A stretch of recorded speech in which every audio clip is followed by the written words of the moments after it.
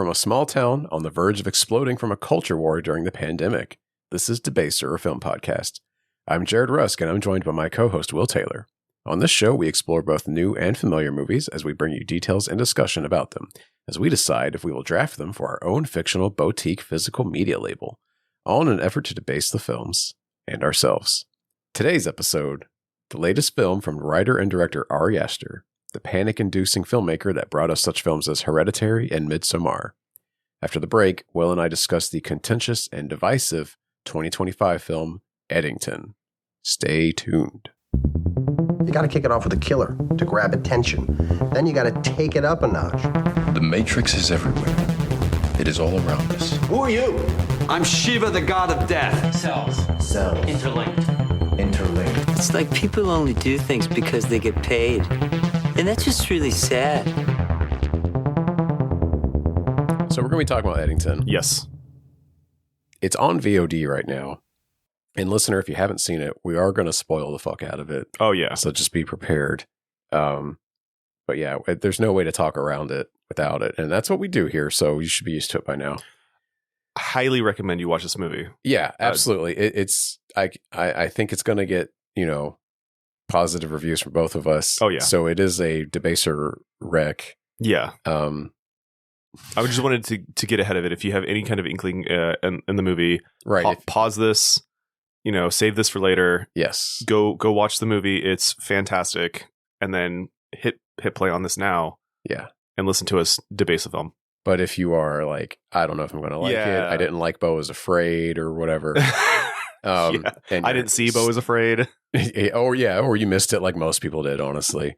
So many people were so afraid to jump on that. And I was a little afraid to jump onto this one. I was hesitant because I heard so many bad things. You almost dissuaded me. Unfortunately, I shared it with you because I was like, hey, I saw a thing about Eddington. And then I regretted it because you were taking it personally too. And you were like, oh no. Because Ari's my king. Yeah. Ari's my guy, dude. He's my favorite film director. This movie has solidified it, actually. He's my favorite director. But I got to tell you, after finishing the movie, I was like, man, those people were dumb, huh? 10 to 15 minutes into the movie, I leaned over to my wife and said, this could quite possibly be Ari Aster's best film. Yeah. And saying that, I was really hype on what was happening on screen and whatnot. No, Hereditary is this. Yeah, what had happened at that point? Is that after he gets in the fight with the unhoused guy at the bar? This was it was right when he was confronting the store owner to let the old guy into the store without a mask on. The grocery store part. Yeah. And then I realized I know what this movie is. And this is directly everything that I care about. Yeah. Everything that's been happening to the last 5 years. And I'm very, very in tune with all that shit. So yeah. Jesus Christ. I think. Okay, let's get into it. Yeah, let's get into it. Let's do all the preamble first. Title of the movie is Eddington. The film was released July 18th, 2025. It's available to watch on VOD everywhere, which means, you got to pay for it right now. It's not streaming for free anywhere yet. Sorry. The film stars Joaquin Phoenix, Pedro Pascal, Luke Grimes, Deirdre O'Connell, Michael Ward, Austin Butler, and Emma Stone. Yes. Let's see. The film was written and directed by Ari Aster, obviously. The premise of the film is, in May of 2020, a standoff between a small-town sheriff and mayor sparks a powder keg as neighbors are pitted against neighbor in Eddington, New Mexico. The budget was $25 million. I'm not going to ask you because you probably already know. It was 12, right? It grossed 12. Yeah. Yeah. I'm right on money. 11, sorry. Oh, it was like It was 11.8 or something. Or something. Oh, yeah, so I just rounded down to 11. Gotcha. Do you know its Rotten Tomatoes score? It's bad. It's 55? It's higher than that. 65? It's the nice number. Oh, nice. 69, really? 69. Well, it shit gets 100% from me. I really do need to make a Rotten Tomatoes account so I can save some of these. Well, you have to be Well, no, you don't. Not? No, you don't. Oh, I was saying, are we not? I'm sorry. They just give it to anybody now. Okay, That's I was right. going to say. YouTubers and podcasters get it now. Jared, we literally fucking talk about movies. We've been doing this for 2 years. I think that Rotten Tomatoes owes me the ability to. We're going to get put as a real critic of Rotten Tomatoes. I'm actually like, I want to, because we see weird movies all the fucking time that definitely deserve credit. And like, I think that there's some real centrist or liberal pieces of shit. Yeah, we need to get into that. I was about to touch on that. And we're too stupid to fucking not only like take the criticism that they're getting, yes, but also understand that this isn't just a critique on a two-party system, but like on so many different things, and it went right over your fucking heads. And just own it. Yeah, you know, don't be a little bitch and give this movie a bad review because you can't fucking understand it. All right. Have you scrolled through the letterbox? No, reviews? I can't. Okay, don't. I cannot bring my, because that's what I'm saying. What I was going to say is like, to get into our conversation that we had about Eddington. You know, me and Haley had gone and seen Bring Her Back. They showed the Eddington trailer in there. Me and her got very excited because we like Pedro Pascal, we like Emma Stone, we like Joaquin Phoenix. Well, we spoiler: like Ari Aster. Pedro's in it for about 30 minutes. Yeah, I didn't know how long he made it in that movie. I wasn't counting, but anyways. I thought the whole movie was going to be them. And then I thought it like culminated in a gunfight between the whole town. Yeah. Because the one trailer I saw gave away like him busting out of the gun store with the Gatling gun. Yeah. Anyway. But anyways, so we saw that and we were like, wow, this is going to be awesome. And then me and you talked about some movie. I can't remember what it was. I think it was like during Pride Month. Mm-hmm. And before that, you were like, hey, just so you know, like this movie showed at some film festivals and it's either mixed or like people are complaining that Ari didn't take any sides. It's like, it's very centrist. I was like, that's disappointing. That's still the buzz around it. You're right fucking now. kidding No, me. people are still saying that. Yeah. They don't. My misunderstood king. Truly. Like, this is so fucking stupid. But anyways, so to some context, I got to see this in theaters. Thankfully, even me and Haley, got a date day. We went to see two movies, both starring Pedro Pascal in theaters, and we got some sushi in between it. And so, like, we went and saw Eddington. I loved it. We got sushi. We came back. We saw Fantastic Four. It was fine. Eddington was way better. Go fucking figure. And I mean, I remember like texting you as I got out of the movie, like, dude, the king never misses. I think is what I said. Like, he's great. And when you were watching it and you were texting me, you're like, holy shit, like, we need to talk about this movie. There were times where I wouldn't even tell you what was happening. I remember saying just like, holy fucking shit, and like, Jesus Christ. And I knew what you were talking about. And man, like, it's just, there's so much to chew on. And we're going to, when we're doing the summary, because this movie's like 2.5 hours long, if I'm not mistaken. At least. Yeah. It's a long one. There's a lot to talk about. And we're not going to be able to get to all of it, unfortunately. But like, here's a great review, because I know we're about to do reviews. I'll give you a review real quick. From when we saw it, there was a handful of people in the movie theater as well. There was two older women at the other end of where we were sitting. Like, we were sat right dead center, best seats in the house, but there was a couple older ladies at the end, and I could hear them laughing and kind of having a good time. But I think that they were of the sheriff's mindset, if you will. So we get out, and I'm sitting on the bench waiting for Haley to get out of the bathroom, and one of them is standing there, and I turned to her because, like, she looks like she's in her 60s, and this is Polk County, so this is not the type of person I would expect to go see an Ari Aster movie. And I was like, hey, what did you think about that movie? I was like, you just saw it. What did you think about that? She's like, well, it definitely was like that in 2020. And I was like, you're absolutely right. It was. Yes, ma'am. Yes, ma'am. Indeed. And she laughed and I laughed and I was like, well, the reason why I ask is because, like, he normally does horror movies. He's one of my favorite directors. So I was just very curious what you thought. And she chuckled. I was like, he accurately caught what it was like, being in America during COVID. And, like, God damn, that is such a succinct. Did you ask her any follow-up questions? I couldn't, because we had to go. Fair. We had to go get. You're just walking. I was hungry. I was like starving. Just talking to a stranger. Yeah. Yeah. But, like, I don't want to bother. So curious to know if she picked up on the whole tech villain. No. Like, does she think There's the no Antifa way. thing was real? Like, 100%. Oh man. I made inferences. Like, yeah. I don't need to ask those questions because I know the answers to them. Yeah. But like, it's so like, I'm not gonna. We don't need to talk about the tech thing right now. But like that's like the perfect example of the reason why I think a lot of these people miss the fucking point and are like, this is centrist as fuck. Like, no, it's not. Well, and I think a lot of progressives, you know, because I want to talk about that for a minute because there 100%. are a lot of progressives that don't like this movie, and I think they had a knee-jerk reaction to it because, you know, their nerves are raw and they see a movie that is even in the slightest criticizing young white kids that get into progressive politics. Mm-hmm. And sometimes not for the right reasons. Right. No, I think that is exactly the point. It's all virtue signaling what they're making these kids do. Well, and so the kid Brian, yes, is specifically that we're talking about. And listener, I promise we will get back to our normal, but we just have to get into this. So the kid Brian, Kyle Rittenhouse. Yes. But okay, so before all of that though, he is motivated by trying to impress this girl, Sarah, who I do not think is shown to be a bad person. The movie is not trying to portray her as a bad person. She's earnest.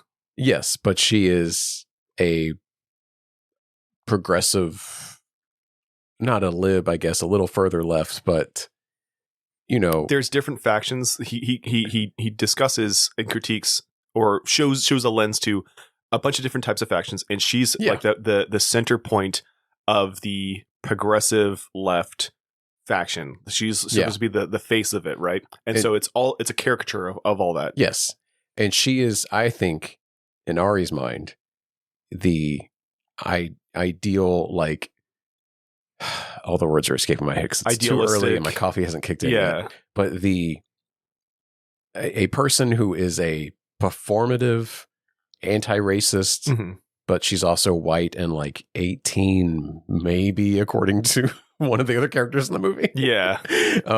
She's very young. She obviously isn't very experienced. She's maybe only read about this stuff on Twitter. Yeah. So she doesn't actually know some of the stuff that she's talking about, you know, because the conversations she has about being an anti-racist is so funny. It's excellent. But I don't think the movie is saying she's wrong for having these thoughts. Yeah. She's just, neither is Brian for trying to explore them. It's just, he just hasn't quite put it together yet. And also Brian's doing it to be performative. Yeah. She is earnest and her heart is in the right place, but she's young and isn't learned yet. She just took set her foot in this arena. Yeah. Brian is doing it to virtue signal so that he can get laid. Exactly. That's the difference between the two. And the second for him, you know, the line shifts and he has motivations to do the opposite. He does. Yeah, and becomes like Kai and moves to Gainesville, Florida, which is so fucking fun. It's a grift. He's got to get his nut. Exactly. Dude. He's got to get his nut. I think, and I'll delve into this later too, but I think him using it to grift and take advantage of like whatever the opportunity persists is one of the common themes that you see throughout the movie, and you can attribute it to every single character, every main character anyway.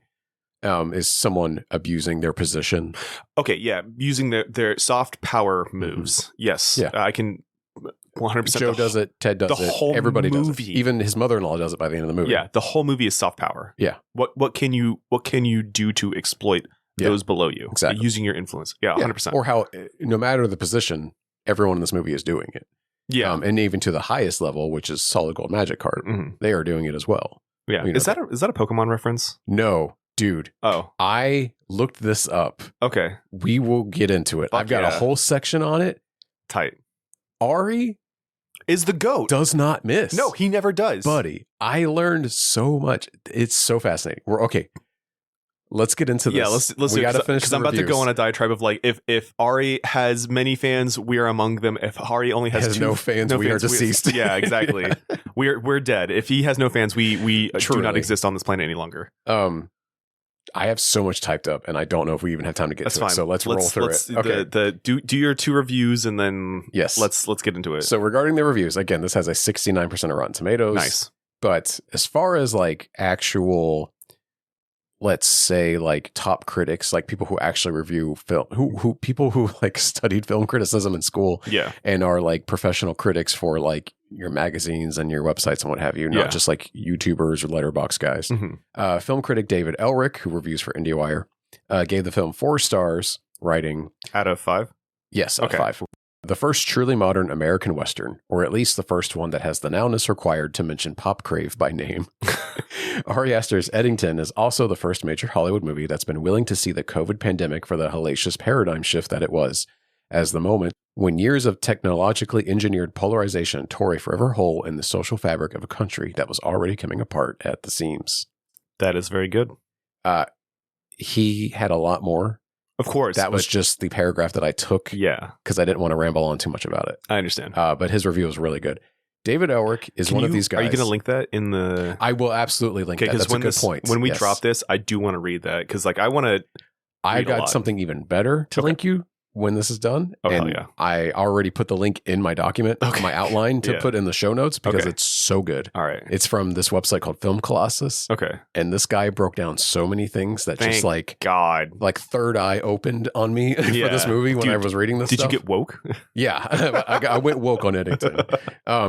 Now, conversely, film critic Coleman Spilday, I hope I'm pronouncing that right. It's SP. Well, if he's got a bad review, then I don't care. Well, okay. I will say a lot of the professional critics that gave it, like panned it, were softer on it than a lot of people on Letterboxd are being. Okay. They're like, yeah, it tries, but like it kind of falls flat, you know? And I'm like, oh, I wonder if on second watch they would come away with a different opinion or if their nerves are a little raw from the stuff it touches on. And a lot of them seem to be saying that like it's a little too modern and it like hurts the movie and stuff. Like I saw some people saying that and like I can see where they're coming from, but I wonder if that's a personal problem too. I'm going to say in a decade, I'm going to show my son this movie. No, I agree. I think this movie is going to age well. Yeah. And it's going to be something that we can point to be like, this is how fucking crazy things were. Once again, a 70-year-old woman from Polk County was like, that's what it was like during COVID. This is a period piece that will stand the test of time. It is a fucking time capsule of all the crazy shit that happened in 2020. I went to two Black Lives Matter protests like in town here. Yeah. Like around the time that this movie takes place, like it was maybe like a month later. Yeah. And kind of felt like this. Yeah. And hey, guess what? The loudest people there that were making the most noise and problems were white kids. Was really weird. I get it. Also, we have another local connection to this movie. Yes, we do. Did you pick up on it? Yeah. That was actually going to be my question, but let's look. I got a whole section on that too. Fantastic. Because there's one of Joe's speeches is straight up lifted from our local sheriff. I know. Yeah. Okay. Oh my God. When he was saying it, I was like, didn't want to text it to you when I was watching because I was like, we have to talk about this. Me and Haley in the theater were cracking the fuck up. Yeah. Haley had to tell me to like calm down because I was laughing so fucking hard. Yeah. Because from all of this I would have been too. And that's why I don't know if I can see Ari's movies in the theater if there's other people there. You know what I mean? That's how I felt seeing The Naked Gun too. Okay. Real quick. I saw The Naked Gun in theaters. It's a great time. Go see it. It's by the Lonely Island guys, basically. Akiva directed it. He did the Chip and Dale movie that was on Disney Plus, which I loved. Yeah, great movie. Yeah. That guy makes great movies. Yeah. I'll see everything he's made since Hot Rod. Like the guy. Oh, Hot Rod's fantastic. Like so good. Yeah. But and like the other two Hot Rod guys, Lonely Island guys, like are like minor characters in it or whatever, like additional voices. I think they're credited as. But anyway, fun time. But I saw it with like 5 other people in the theater, and you were laughing. And I like Courtney and I were laughing the most. Yeah. And I think everyone else was laughing at like the more crude jokes. Sure. And I felt so self-conscious about that because I was like, oh, I don't want to be loudly laughing at like all of the non-sexual innuendo jokes and like non-dick and fart jokes. And like, are they going to be judging me for that? You know, and like I was way too in my head about it. And it's just like... You got to tell them other people to fuck off, man. I know. You laugh at whatever is funny to you, man. Be you. I know. As Pedro Pascal once said at Tampa Bay Comic-Con, be unapologetically you. It was just one of those things where like I got in my head a little bit about it. I gotcha. But it was weird. Yeah. And I was like, why aren't people laughing at like... It's Polk County, baby. Like there was a really good OJ joke. There was a really good... I've heard about that. Yeah. There was a bunch of really good jokes where I'm like, why is nobody else laughing at this stuff? Are they too young to get some of these things? Like, what the fuck? Anyway, I digress. Someone had a bad review. So the film critic Coleman Spilday, I apologize if I'm messing up your last name, panned the film, saying the film certainly looks and functions better than the average piece of COVID media, but it rings just as self-serving more of an exercise in anxiety management for its creator than something with tangible meaning for the viewer. Okay, whatever, dude. I can kind of see Everyone's a lib. what they're getting at. Everyone's a lib. But again, that last part falls flat because I think there is so much meaning into this movie. Ari Aster doesn't do anything without meaning. And that's the thing. I think does this fucking person do not know this director? I think it's too subtle for this person. It's I think they missed it. It's not. No. The movie for is actually full of subtext. Sure. You know, this is not, as I put on my Letterboxd review, written by Garth Marenghi. If you are a professional film critic, should you not be able to pick up on subtext? I agree. Then, no, that's what I'm saying. That's what I'm saying. I feel like part of me shouldn't be saying this, but I do think it's a failing of this critic to have not noticed that. But I would agree. You know, I would agree. I am just pulling a pull quote from this movie from Rotten Tomatoes. I know. I'm just in their review. If I were to read their full-length review, maybe they have a more nuanced opinion on it that I'm not getting. You know, maybe I'm just the reason why I said that is because like I didn't go to film school. I'm a fucking idiot. You know, no, I'm not a fucking idiot. I watch a lot of movies. You know, but like you are above average. Sure, yeah, thank you. But maybe it's just because I was so tuned into politics around 2020. But like this isn't hard to pick up. None of this stuff is hard to pick up on. Well, and you probably have a higher opinion of Ari Aster than this critic, and so you went in expecting certain themes. I was actually expecting to hate it because of what you told me, Jared. I actually went in with like really low expectations on this one. I did too. And the second the BLM stuff started happening, I was like wincing. But then I'm like, okay, well, he's not saying they're dumb. No, he's not. Yeah, but it's like, and he's not saying they're wrong either. But it is really funny. Yeah, when Brian starts doing the land acknowledgement, and there's actual Pueblo people in the fucking movie. Yeah, that's good. So at least it does that too. You know what I mean? Where it's not just picking at white people and then only starring white people. You know what I mean? I love all the Pueblo County stuff. Yeah. Every time they're on screen, like quibbling with Joe, it's so funny. Dude, Butterfly's goated. I fucking love Butterfly. Oh my God. I know. Man. We'll get there. Anyways, do you have any so brutal? Do you have any shit ass Letterboxd? Yeah, over on reviews? Letterboxd, user Zoe Rose Bryant gave the film 3.5 stars, writing, "Maybe Ari Aster's most unpleasant movie yet. Complimentary."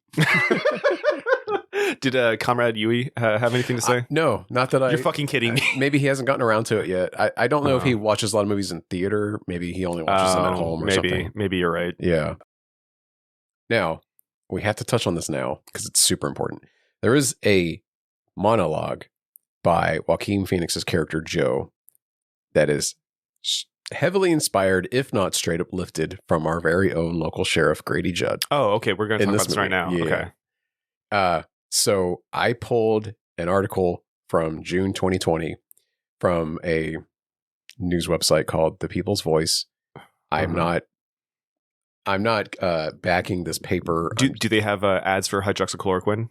I don't know about that, but the truth. Okay, I am not vouching for this website's newsworthiness, but I was trying to find a record of his speech at the time. So, but thank you to Baxter Dimitri for writing this article. So, again, from June 2020, Polk County Sheriff Grady Judd has delivered a strongly worded message for Antifa thugs traveling to his community intent on causing chaos. According to the sheriff, he encourages his constituents to own guns, and they are going to be in their homes tonight with their guns loaded, and he is, quote, highly recommending they blow you back out the house with their guns, end quote. We are going to hunt you down and lock you up if you engage in any criminal conduct, Sheriff Grady Judd said. Sheriff Judd said there were rumblings on social media that violent rioters plan to bring chaos and destruction into the peaceful neighborhoods of Polk County. I would tell them, if you value your life, they probably shouldn't do that in Polk County, because the people of Polk County like guns. They have guns. I encourage them to own guns, and they're going to be in their homes tonight with their guns loaded. And if you try to break into their homes to steal, to set fires, I'm highly recommending they blow you back out the house with their guns. So, leave the community alone, Sheriff Grady Judd said. What a fucking clown. What a blustering idiot. He's the same one that said, like, if you're coming from up north and you vote a certain way, just don't vote Democrat here or whatever, yeah. There's a lot to say about Grady Judd that we're not going to get into here. He's a clown. Yeah. But Joaquin Phoenix almost says that exact speech. same. Yeah, and to which I will now ask you the question: is most of the script comments left on Facebook and just lifted from that? Because like a lot of the you're referring to like both the stuff that his mother-in-law says and what Joe himself is ranting about when he's complaining about the state of the world and the pandemic. And every time there's a protest, like it feels like a lot of what the people are saying is shit that Ari found on YouTube or in a comment section on Facebook, or just like a mishmash, you know, of what general, especially all of the insane catchphrases and slogans that he has put on his own Joe's police cruiser for his campaign. Yeah. Particularly the incorrect version of for your being manipulated is chef's kiss, you know, just. I was just curious if that was the case because like. I don't know if it was all directly lifted, but it's definitely indicative of what the climate was like at the time. That's true. Because good Lord, it rang very true. But yeah, so where do we even begin? Let's do it. All right. So obviously this film is set in May 2020 during the COVID-19 pandemic. It's set in a small fictional titular town of Eddington, New Mexico. Now, it's important to note that Eddington borders the land of the Pueblo tribe in the movie. And the film opens with an unhoused man walking down the street past a sign that is announcing that this company called SolidGoldMagikarp is installing a new data center near town, or at least is proposing to do so. Yeah, they're trying to get the zoning for it. And we find that this mayor who was running for re-election, Ted, played by Pedro Pascal, a big part of his campaign is promoting the town to be tech friendly and all this, and wants to advocate for the facility to be built because he says it's going to bring jobs and all to the town and stuff. Profit, And then we meet our protagonist of the movie, Joe Cross, played by Joaquin Phoenix. He is the hapless sheriff of the town, and he is in his police cruiser watching a YouTube video on how to tell your partner that you want to have children. Yes. And there's a big ad for hydroxychloroquine, the truth about hydroxychloroquine right underneath. I think I missed that. I don't think I was even looking below it. It's the next video that he could click on. Because it's in his recommended because of his mom or his mother-in-law, I should say. Well, also probably his beliefs too. He seems to be, because when he goes home that night, he seems to be like, yeah, your mom's a little kooky kind of stuff about that. But you can definitely tell he does believe it a little bit. Yeah. You know? Oh, he's a police officer. And he's like he's very curt with the indigenous people of Pueblo. Like, I'm sure it's professionality, but it's also a little bit racist. Yeah, I agree. Even if he would never admit it, though. Oh, of course, no, never. Oh, yeah. So yeah, he's eating in his car, watching his YouTube video, and then these Pueblo tribal police officers pull up on him. I believe Butterfly's one of them. I don't remember the other one's name, but Butterfly is one of them. I don't think they ever even named him. He might not get a name. Yeah. First of all, they get onto the sheriff because they say that he's on their land, and he argues with them about that. And then they tell him, like, also, you're not wearing a fucking mask, dude. They're both wearing surgical masks. Yeah. This is early pandemic. Not everybody had KN95s. Yeah. Although Ted does, which I think is funny. Just because like he has access to them, you know, because they told people in the beginning not to buy those because you had to save them for like nurses and like stuff like that. And I remember like, it's a good catch, dude. Yeah. Oh, well, dude, I think this movie's full of shit like that. Yeah. Ari never misses, dude. No. But yeah, they would tell us in the beginning, like, yeah, KN95s are the best masks, but like there's a shortage. Don't buy them. Like let people who like have to interact with the public every day get them. Well, they didn't quite say that because a lot of people like, first you said masks weren't good. Now you're saying the masks are good. You know, we can't get into that. I know.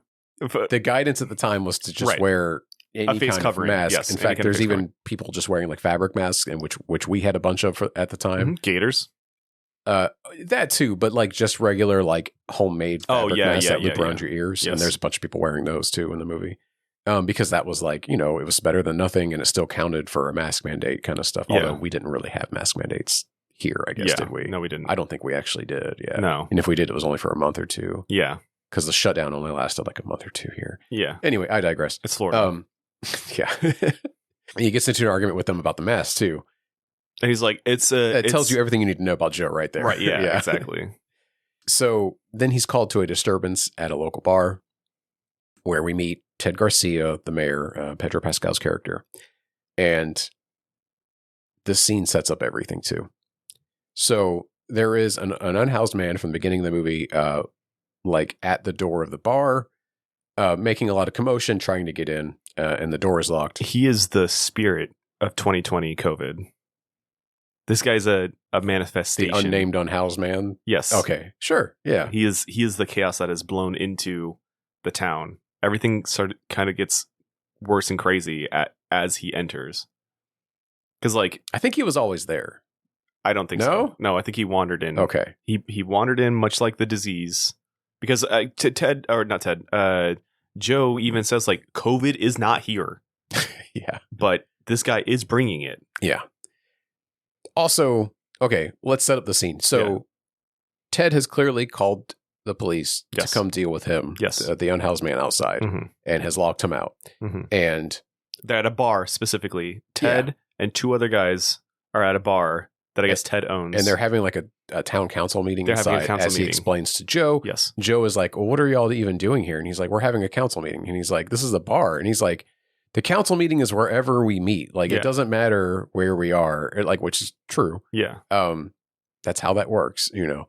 But they have a disagreement about why he was even there.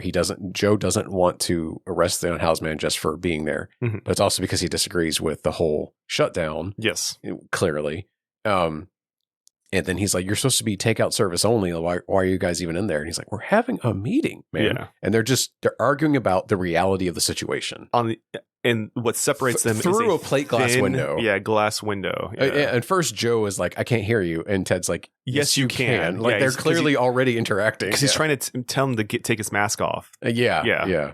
Oh, God. But this is so indicative of like what it's like to argue with someone that has like a complete different understanding of the world, you know, like the plane of glass is the representation. Like, it's almost like the screen, the conversation that you have online. Yeah. Dude. Okay. Yeah. I like there's so much here, dude. But anyways, but continue. Like, and as they're arguing and like they're on different, you know, sides, but not only sides, but like neither one of them is truly acknowledging that like there was a man trying to break in.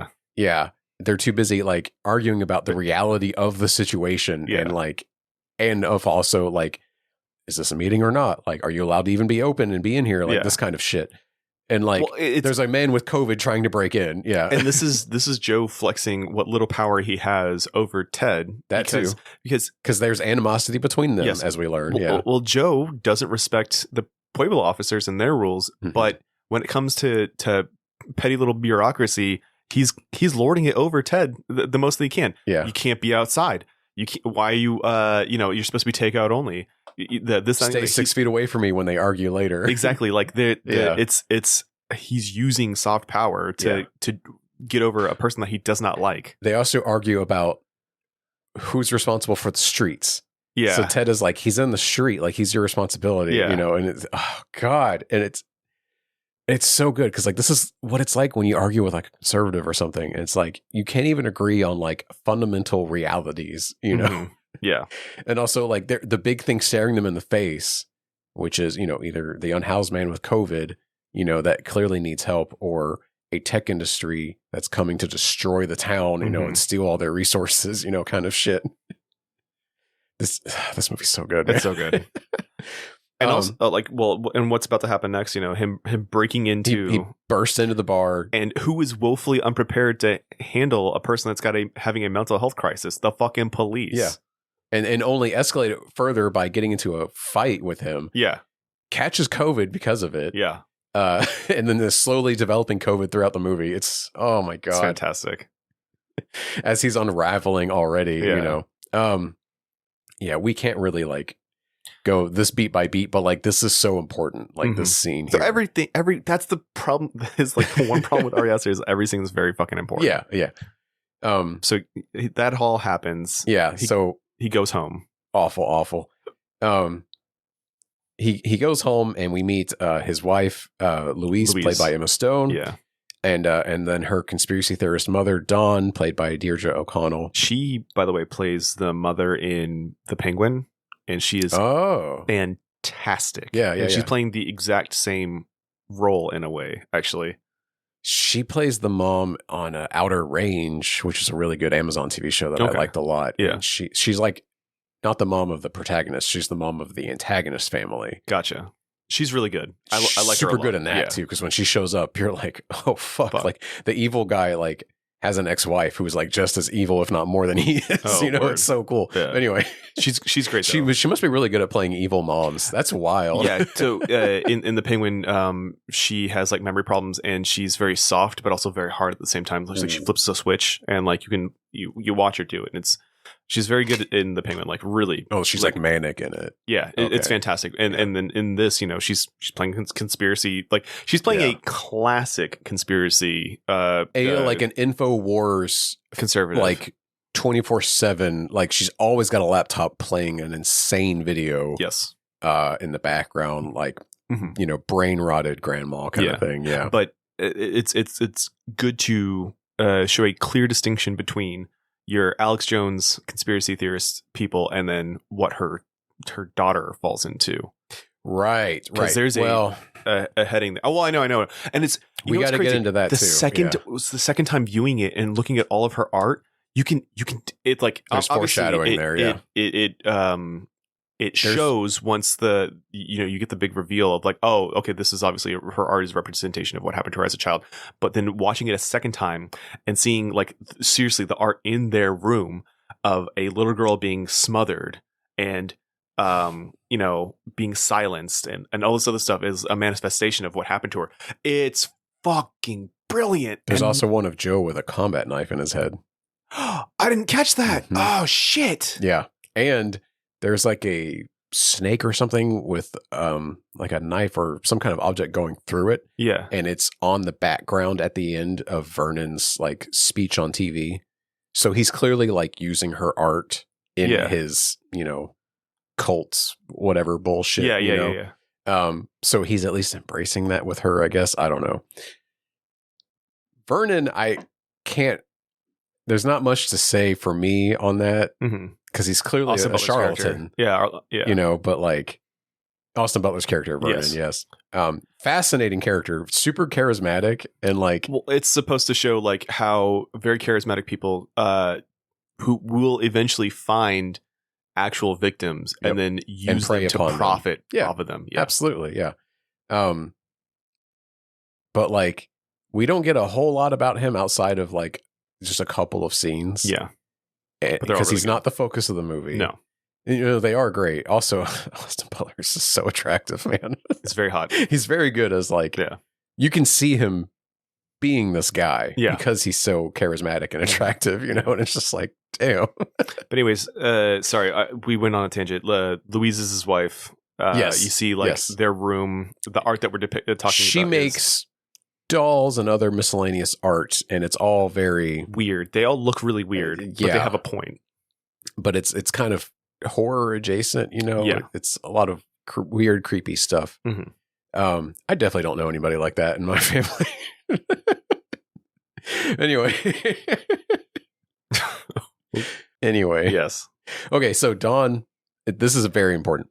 Dawn believes that 20 years prior, Ted and Louise went on a date. Way before she was 16. She was 16, yes. And she believes that Ted sexually assaulted Louise and led to her getting an abortion. Mm-hmm. Now, Joe has wrestled with this fact for years, it seems. For years, and has just kind of let it boil over, inside of him. He genuinely loves her. Like, and is very fond of Louise, even though their relationship seems a little strained. Yeah. But he'll do anything for her. That's the thing. Like, it's very shown very often.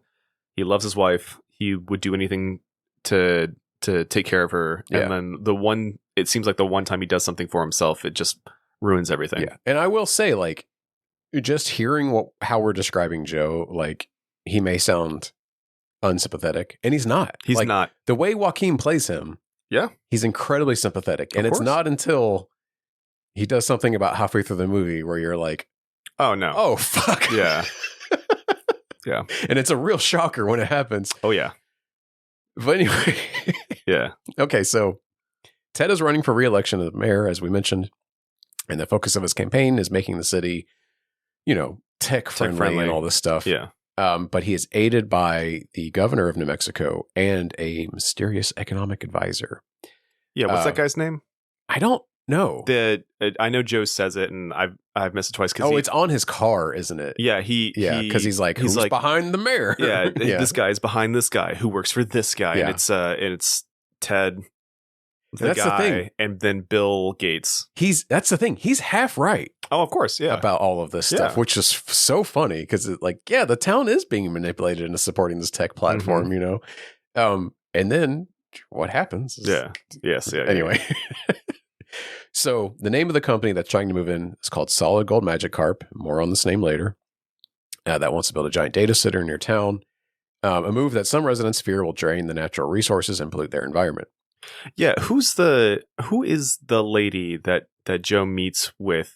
That is it's a having lady an that's argument on the with city Ted. council. Yes. That is the only one being critical of this plan. Yes. And Is she conservative? Is she being played as conservative, or is she being played as something else? I didn't get that impression. Right, but she gets on. Goes with Joe's plan, even though this is after. Well, I think all she does is she tells Joe why she thinks it's a bad idea. Yeah, and I don't know outside of her being opposed to this plan. I don't know anything else about. Does her. she not own the restaurant that he has his press briefings? Yeah, So she owns that. She Yeah, does endorse. That's where he met with her. Yeah, that is a casual endorsement. but she might just be endorsing him purely because he's opposed to the thing, not because she endorses all of his other beliefs. I don't think the movie even gives any time to get into that though either. I guess not. But I was just curious about that. If you had anything on that, I don't think it's explored. I gotcha. Beyond that in the movie though. So after a tense morning in a grocery store where Joe refuses to social distance or wear a mask, Joe and Ted have a tense conversation outside and come away even more frustrated. And then Joe returns to the cab of his truck and live streams himself on Facebook announcing, he's ranting about the state of the world and how the pandemic is making people treat each other badly. And then announces that he's running for mayor against Ted. We need to show each other our hearts. It's so vague.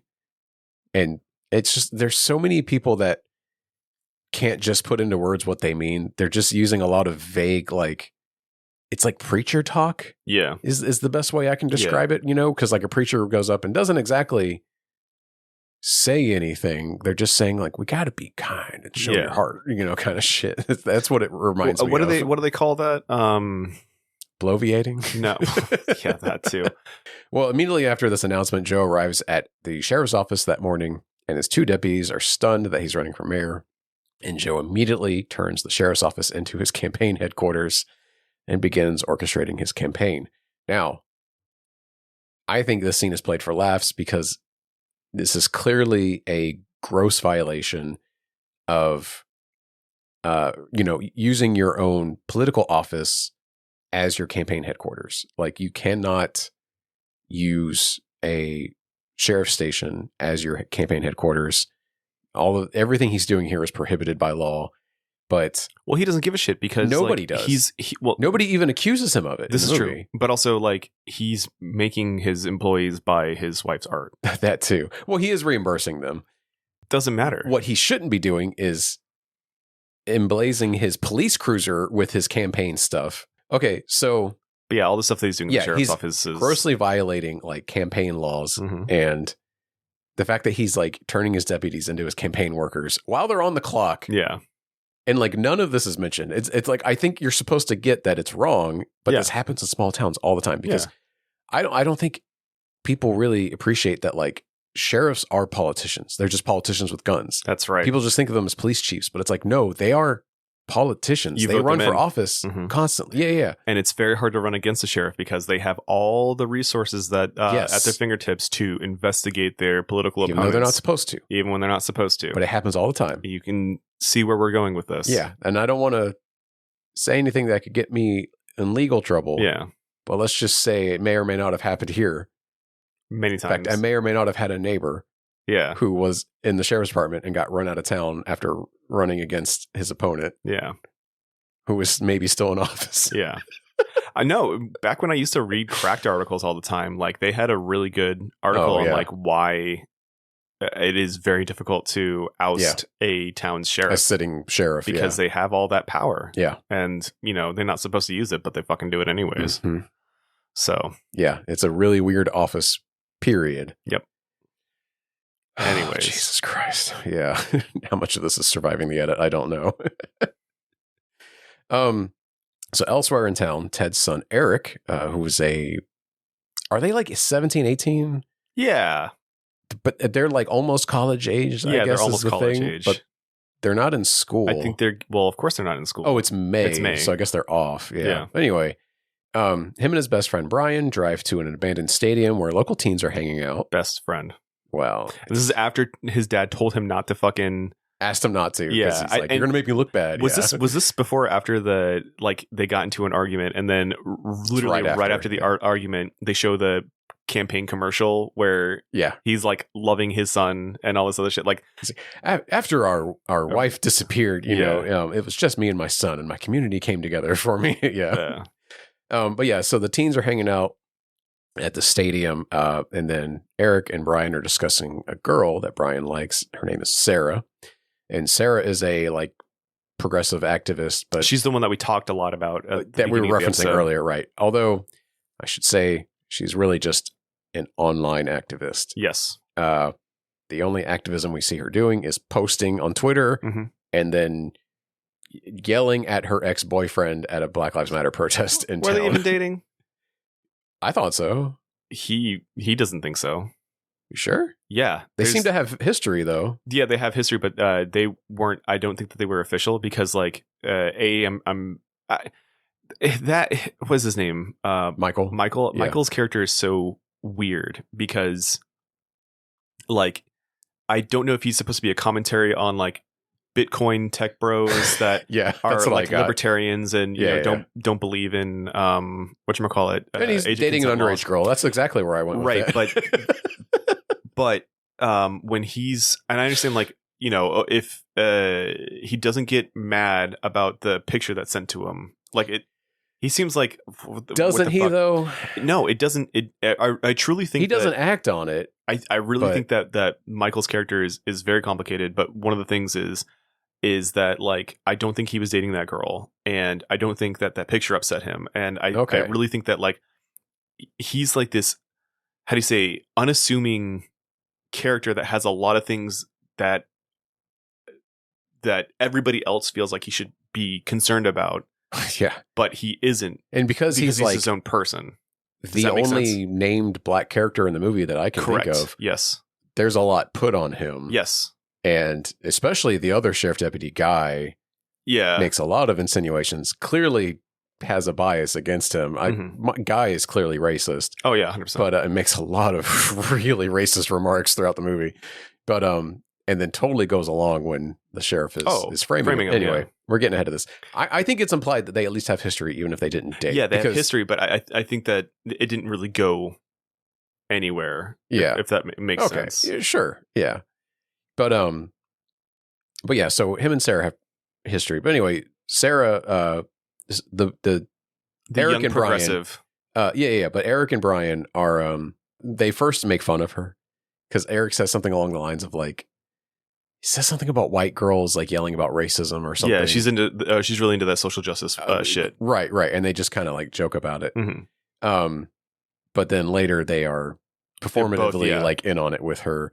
The two also learn that Sarah used to date Michael. This is what I put in here. A black sheriff deputy that works for Joe. Now, Joe returns home that night to find that Louise is furious at him for launching his campaign, as he has not discussed it with her, and she's fearing the attention it will bring on her.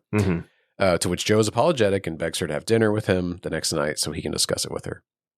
That day, Joe adorns his police cruiser with all the conspiratorial, typo-laden campaign signs. That I'm sure you've seen plenty of those cars on Facebook. Yes. I loved those. Those were so fucking funny. And he's driving through town ranting over a mega speaker as he approaches a small impromptu Black Lives Matter protest for the death of George Floyd organized by Brian so that he can impress Sarah. Joe pleads with the teens to go home, but leaves them hoping they disperse. Joe returns to the sheriff's office and learns of the murder of George Floyd for the first time from Fox News and fears that the protests will reach Eddington. Real quick, whomever did the editing on this movie needs to do better work. Oh. There are 2 instances that I can remember from last night when I rewatched it. Continuity errors? Not continuity errors, but ADR, like removing words and putting new words in. Yeah. Because Ted's son, whose name I forgot, Eric rides up next to the police cruiser as Ted is doing his diatribe and being like, hey, can you tell everybody how my dad dumped your wife? Yeah. He definitely said fucked. You can, if you look at his, and they took fucked out and put dumped instead.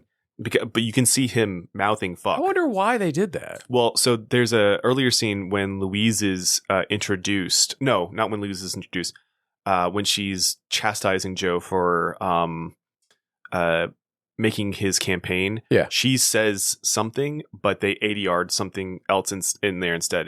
I'd have to pull up the scene again. I wonder if something was written out last Maybe that's minute. what it was. Maybe there was more about their relationship. But why change dumped to fucked? Or well, that's what I'm saying. I think maybe there was more focus on the implied sexual assault or something. That could be the case, yeah. But it was something like, if I can catch it, then you know, anybody else could. That's a little and some sloppy. of that, you know, the editor is at the mercy of the footage that was shot. This is true, kind of thing. You know, it's like it might be more distracting to cut away from him as he's saying it. You know, I got you. But we do get that scene where Joe calls the kid an F slur. Oh yeah, this is over the mega speaker even. Yeah. and live stream because he was streaming it. That's true. I forgot that too. Yeah. God. But anyways, he gets to the impromptu Black Lives Matter rally, and it starts.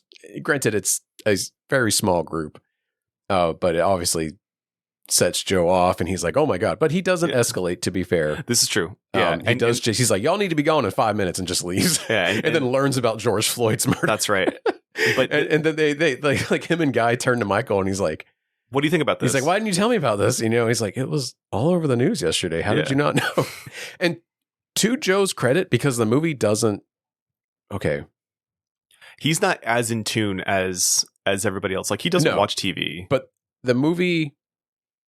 Joe does say weirdly, even though Joe is an awful person, as we see even later, even more capable of stuff that we didn't realize. Mm-hmm. Joe does say that the murder of George Floyd like is a tragedy. Yeah. Like he says it during the press conference and everything, and it's like, damn. And you know what? So did Grady Judd, surprisingly. Oh no shit. Yeah, I don't know if he ever backtracked on that or anything. Mm-hmm. Because, you know, conservatives are like, actually, we need to release the cop that killed him and all this shit. I know. But it was. A lot of cops were like, yeah, that was fucked up. We shouldn't have done that. It's like, wow. But now it's gone 180 now. It's like, no, they should have done it. They should have done it harder. I mean, we stormed the Capitol a year later. That's true. So. That's true. You're not wrong. You and I were there. I can neither confirm nor deny. What does it matter? We'd be free men if we did. That's true. Jesus that Christ. Anyway, God damn it! Why even pivot right this late in the game, man? All the this is I know. God, we should have been grifting 2 years ago. I know. This is the second time the question of what's happening in the Black community is put upon Michael. Michael is such an interesting character. I really like him. It's like posited to Michael as like because like the first and he's one like, it's not my fucking job. Yeah, and, well, I mean, Michael's with Joe on the ride along when they run into the rally. Oh and Sarah is like, Sarah gets Michael, you should be with us. Exactly, like you of all people, and it's like, whoa. Is this also the part where she's like, by the way, you said you're anti-racist, but like we can't just be anti-racist. We have to be. That's after the cops leave. She's telling Brian, like, are there more people coming? Because like this isn't enough or whatever. She's like, I have other things I could be doing today and shit. Yeah. And Brian's like, yeah. And then she's like, by the way, you said earlier that you're anti-racist, but like, and like I try to be, but I know I'm not. And it's just so fucking funny. It's clearly they have just read about these things on the internet and don't actually know what. Yeah. Like they're just not okay. I don't think the movie is saying they're stupid for caring about it, caring about this stuff. Yes. Exactly. It's just that they just don't fully grasp it. And also on Brian's part, it's purely performative. Yeah. He's just doing it to get into Sarah's pants, you know? The reason why I think that's funny is because, like, as she's constantly saying stuff, it immediately cuts to Brian at home with his parents eating dinner. And you can see all these fucking guns in the background. And so his parents are clearly conservative. Yeah. And he's espousing all of this like anti-racist rhetoric that he's reading about. We have to eliminate whiteness. And I got to tell you, a lot of people on Letterboxd were really upset by the scene. I think because they read it incorrectly. Yeah. Like, I don't think Ari is saying... They think that Ari is the dad and says, are you fucking, you know... Like, you're supposed to be on the dad's side in this scene. Yeah, and not just like... Okay. You can't blast off at your conservative dad like that and say something not silly, but I've been silly. Brian. Yeah, I'm sure. Like, I've had these arguments with my dad where I didn't understand my own position enough, and I look like such an idiot, and he said some really mean stuff, I'm sure. Yeah, like stupid, mean shit, and I like wasn't prepared to combat it. But like, I've absolutely had very similar conversations like this. I'm lucky I don't have those conversations with my dad. My dad says something racist, I tell him, hey, Dad, don't say that shit. That's most bad. of it, granted, I'm not of Brian's generation. I'm older. And so a lot of my arguments with my parents were like about like, you know, with my dad really, or it was about like gay and trans people. And like, and I got in his face about it, you know. But I also like didn't know enough then because I was like 17, you know. Sure. And it was just like, I wasn't educated enough. I didn't have the experience and the vocabulary to like understand or the world.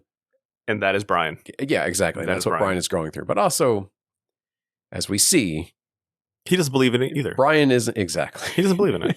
He's just repeating what somebody read on the internet. Yeah, because it benefits him for his end goal, essentially, which is to get laid. Getting laid. Yeah, exactly. Also, when you see his girlfriend later in Gainesville, she's vaping when he's like, I thought that was so funny. She's got this little pink vape thing. Mm-hmm. That's good. Some good shit. Anyways, so good. We got to get there. I know. Okay, so that night, Joe is cooking dinner for his wife because he wants to have a big dinner party with her to make it up to her.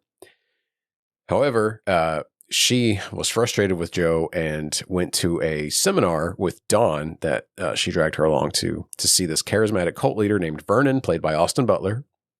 And then late that night, like 2 hours after they were supposed to have dinner, Luis and Dawn returned home from the seminar with Vernon and two of his lackeys in tow. And their group have a long and revealing conversation. Vernon explains that he, quote unquote, realized in adulthood that he was molested as a child along with many other children by his father and a large group of powerful people. And Luis is clearly incensed and inspired by this story and his crusade against a large organization of pedophiles. Although it's clearly hokey, like he's just using it to like, you know, manipulate people and raise money and shit. But she starts complaining about pedophiles, and then her mom starts jumping all over her. Yeah. And it's because what she's saying is people in positions of power are doing it, and her dad was exactly. It's previously. Not explicitly stated, but like what is being implied in the scene is Luisa's dad molested her when she was a kid, and it went on for years and years and years, even up until she was 16 at the latest that we know, because that's when she got pregnant. Yes. And she had to get an abortion. And her mom, I guess, just like lived in denial about it, like refused to acknowledge it. Because later, when Luis denies that Ted raped her, there is, if you have the subtitles on, you can hear Dawn yelling into Luisa's voicemail about like, well, if he didn't rape you, who did? Like, are you saying it's me? Am I your abuser? Yeah. Like, how could you say that? Why would you, imply that about me? And it's like, she's not even going to the dad. Like, she just can't. And it's like, she knows, but like her mind has made it an impossibility kind of thing. It's so fucked. Well, it's clearly a tragedy of the family. Oh yeah, absolutely. And she worships her husband. Like they've got that big memorial in their house with the picture of the dad with the flame always on. They refuse to acknowledge that he did anything wrong. Yeah, and Joe can never live up to being like the dad. You know? Oh God, yeah, it's messy, but it's a lot, man.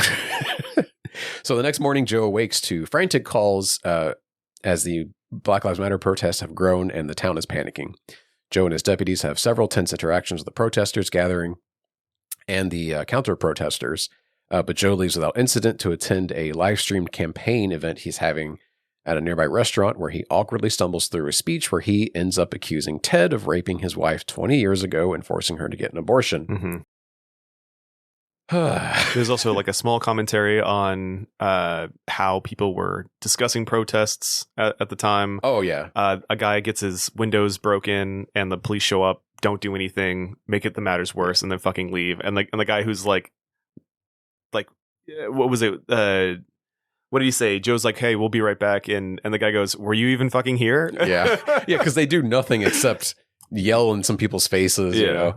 And there's that one guy that's like, now, because everybody gets on their knees for 8 minutes and 46 seconds. And the guy's like, this is protest peaceful. The violence, it's gotta stop. The violence makes me so violent. What I don't get, and this is probably like a joke in the movie, is like that they're doing the kneeling. Yeah. For 8 minutes and 46 That's seconds. That's what the cop did. Yeah. Though. Who's organizing the protest? Well, yeah. Jared, they're all tone deaf. That's all tone deaf white guys. That's the fucking point.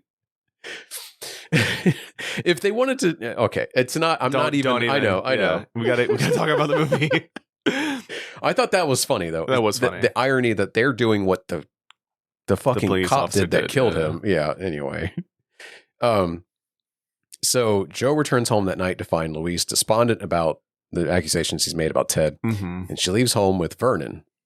And then Louise posts a video to Facebook that night stating that she was not abused by Ted, but that it was a fabrication by her mother that Joe went along with. And then before Joe can finish watching this video the next morning, he receives a call that there is a noise complaint at Ted's house where he's hosting a fundraiser for his reelection.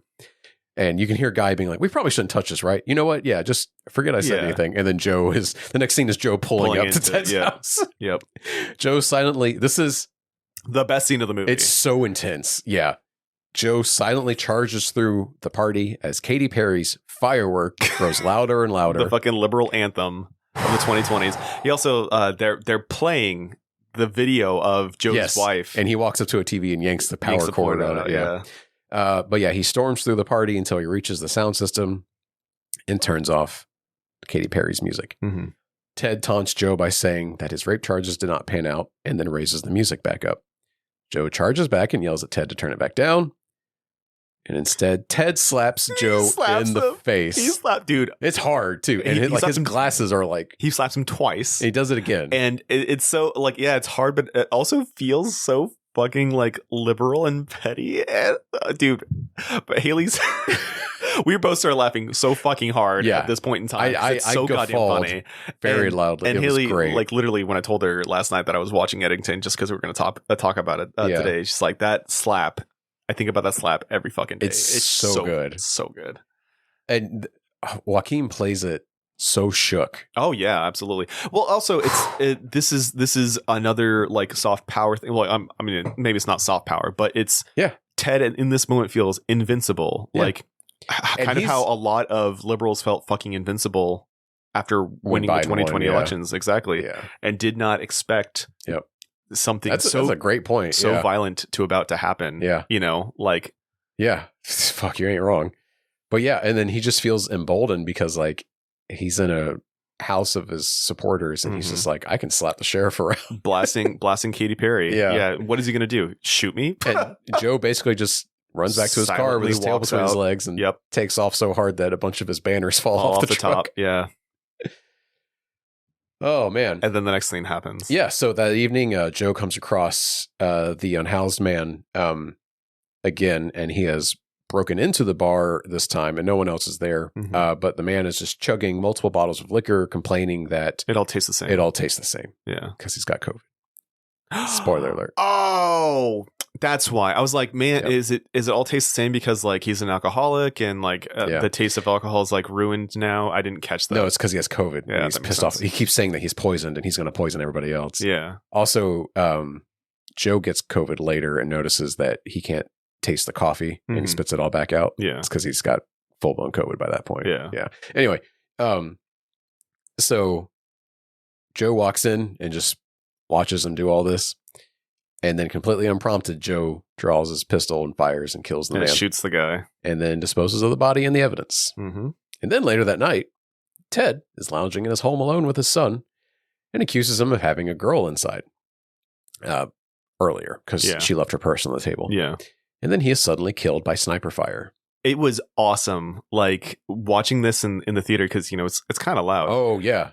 Did everybody go whoa? Because I did. I fucking jumped. Yeah, when I saw the muzzle flash in the background, I was like, oh fuck! And then you don't get like much time to process. Yeah. That a bullet has been fired before Pedro Pascal is fucking dead. Dude, speaking of that, how fucking scary is it later when Joe's on the phone? Yeah. With the Antifa guys, and you just hear nothing. Yeah. And then gunfire.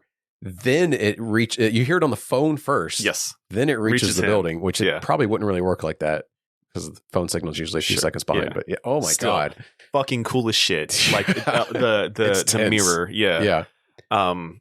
But yeah, so there's that, and he stops talking in the middle of a sentence, and Eric, and so his son leans around the corner, comes into the room, and then gets shot too. Yeah, you see a muzzle flash, and he catches it too. He's like, "Oh fuck!" and like tried to duck, but Joe's not a shoddy shot. He's really good. No, in fact, he makes a joke to Michael because Michael was showing off his shooting range target, saying like how good it was. And then Joe makes a joke about like, well, you're still not as good as me kind of thing. And I was like, oh, that's like some macho shit. And like, oh no, they were planting the seed that like he is a really good fucking shot. Yeah. And you really see that later too. Yeah, but, he's just very sloppy. He's a sloppy guy. Yeah. But he's a really good shot. Yeah, absolutely. Because he gets the two bullet casings, but when he steps on the third and leaves it there. Yeah. But anyway, yeah. So he kills. Yeah, it's revealed that Joe has assassinated Ted and Eric. Mm-hmm. He's been pushed to his limit. He's lost his wife. He tries to cover his tracks, but obviously he doesn't do that good of a job. He even goes inside Ted's house and spray paints "No Justice, No Peace" on the wall, so that people think it's Antifa. And then Joe drives to a nearby town to get a COVID test that night, believing he was infected from the unhoused man. It turns his phone on airplane mode, thinking that it's gonna so that they can't see that he left town or something. Yeah. He then returns to Eddington that morning as his deputies are learning of Ted's murder. And Joe begins investigating the scene, only to find that Ted's house is technically on Pueblo land and that the Pueblo tribe officers claim jurisdiction. Part of it is. Yeah. The part where Pedro Pascal fucking... Oh, wait, no. Where Joe was posted up shooting, and that's how they find the bullet casing, so Joe is arguing with them and bickering with them about it as they're, investigating the scene. And then Joe begins to panic because he realizes Officer Butterfly is onto him. Yeah, and Guy is also contaminating the fucking crime scene. Well, Guy's an idiot, I know. I don't even have time to talk about how fucking stupid Guy is. I love him. I have sympathy for the guy dying, but he's still a fucking idiot. I love how stupid he is. He's truly like, listen, when the riots are happening and later, got the full and he's gear wearing on. like hockey pads. he's representative of cops. Well, not just cops, but like the fear, like how people who are afraid should probably not have that job. Yeah, 1000%. Yeah. Because they got that itchy trigger. Where they get like adrenaline, and then exactly, like start making mistakes. Because like I'm shocked he doesn't shoot Michael in the standoff. I'm also shocked he doesn't shoot Michael. Yeah. In fact, it's probably only because he knows him. Yeah. Anyway. Okay, so Joe realizes that the tribe's police officers are clearly onto him as a suspect. He kind of has to hustle to to hit this on somebody. Panicking too. Well, anyway, he hosts a press conference announcing Ted and Eric's deaths to the public and blames Antifa protesters and threatens that if they or similar individuals are coming to Eddington, they will be shot by gun-toting residents in the aforementioned speech lifted Grady from Judd speech. That's Grady right. Judd, yeah. Meanwhile, a group of men with guns, explosives, and Antifa-styled protest signs aboard a private jet emblazoned with the SolidGoldMagikarp logo are flown into Eddington. Oh, fuck. I didn't see the logo on there because yes. I thought these guys were supposed to be Boogaloo Boys. I thought this was supposed to be like... no, they're mercenaries. Second Amendment fucking psychopaths. They're wearing Hawaiian shirts. Oh, I wonder if that was maybe a nod to that's what I was getting from it was this is like... Because there were cops that were murdered during the protests that were not like... had God, I'd have to look up the fucking article. Well, but like, they show a YouTube video a few times in the movie of guys shooting at a police precinct and killing cops. Yes. That never happened.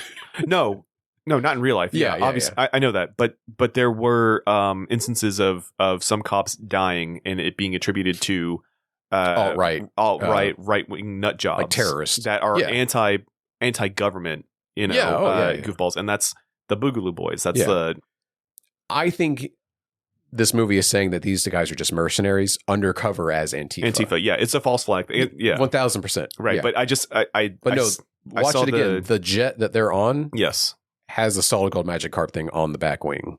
Oh, it's their symbol. It doesn't say Solid Gold Magikarp. No, it's the company logo. The company logo from the data center. So the next day, Brian divulges to Joe that he believes Michael is the one who killed Ted and Eric, as Eric was dating Michael's ex, Sarah. Michael was then set up by Joe, and evidence is found in his car, leading to Michael being arrested and placed in a holding cell. Now, a Pueblo officer who is watching all of these events unfold notices that Joe's handwriting at the sheriff's office matches that of the graffiti in Ted's house, and rushes to Joe's house. This is Butterfly.